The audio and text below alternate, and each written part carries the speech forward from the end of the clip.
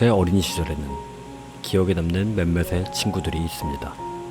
그 중에서는 지금까지도 아주 친하게 지내는 친구도 있고, 간간히 연락을 하지만 자주 보지 못하는 친구도 있고, 어린 시절 저에게 상처를 줬던 친구들도 있습니다.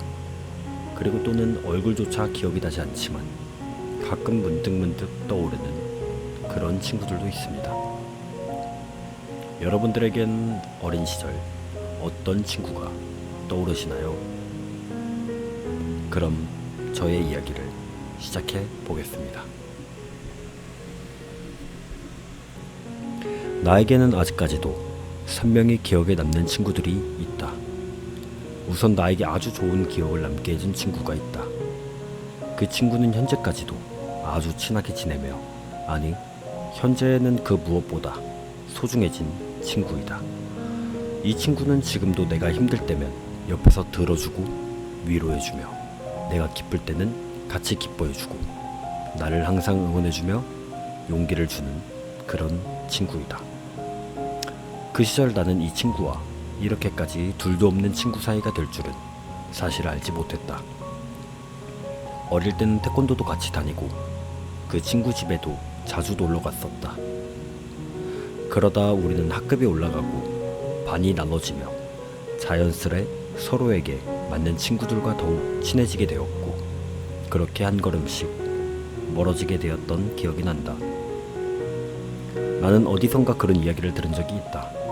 인연은 정해져 있다고.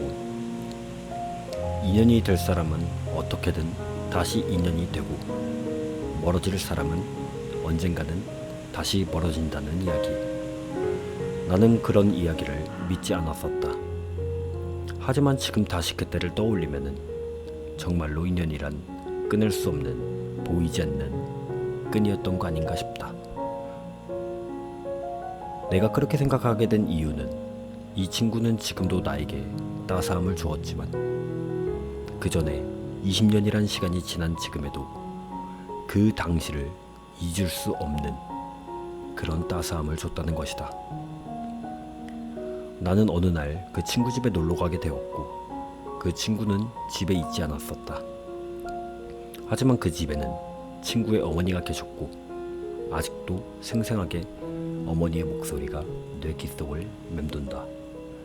밥은 먹었냐며 밥을 차려주시고, 마당이 훤히 보이는 거실 바닥에서 어머니의 무릎을 내어주시고 그 위에 나의 머리를 올려놓으셨다. 그날의 햇살은 너무 따뜻했고 그 모습을 환하게 밝혀줬다. 그리고 어머니는 나의 길을 봐주시기 시작했고, 나는 처음으로 엄마라는 따스한 감정을 느끼게 되었다. 어느 날엔 내 친구 모르게 나의 옷을 사주신 적이 있다. 어머니는 옷을 사러 가셨다가 나에게 잘 어울릴 것 같아서 옷을 사셨다고 하시며 입어보라고 말씀을 하셨고, 그 옷을 입은 내 모습을 보시며 내 이름을 부르며 너무 이쁘다, 잘 어울린다라고 환한 미소를 띄우셨던 그 모습이 너무 선명하게 아직까지도 내 기억에 남는다. 나는 그 순간 그토록 원망스럽던 엄마가 다시금 보고 싶어지는 순간이 되었다.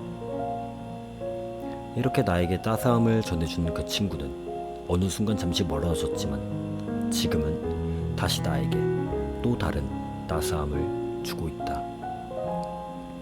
그러기에 나에게 인연이란 끊을 수 없는, 보이지 않는 선이지 않을까 싶다. 지금도 나는 이 이야기를 친구에게 해주면 내 친구는 항상 같은 답을 한다. 그건 본인이 나에게 한 행동이 아니고 어머니께서 하신 행동이라고, 본인한테 고마워할 필요는 없다고 그렇게 말을 한다. 하지만 내가 생각했을 때에는 그 친구가 나의 친구가 되어줬기에 그런 따스함을 느낄 수 있게 해주지 않았나 생각이 든다. 오늘 저의 이야기는 여기까지입니다.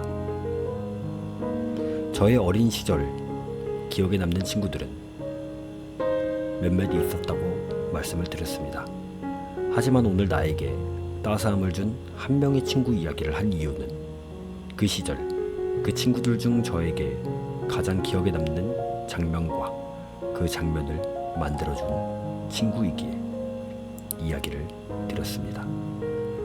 여러분들의 어린 시절에는 어떤 친구들이 있었나요? 그리고 어떤 친구가 가장 기억에 남나요?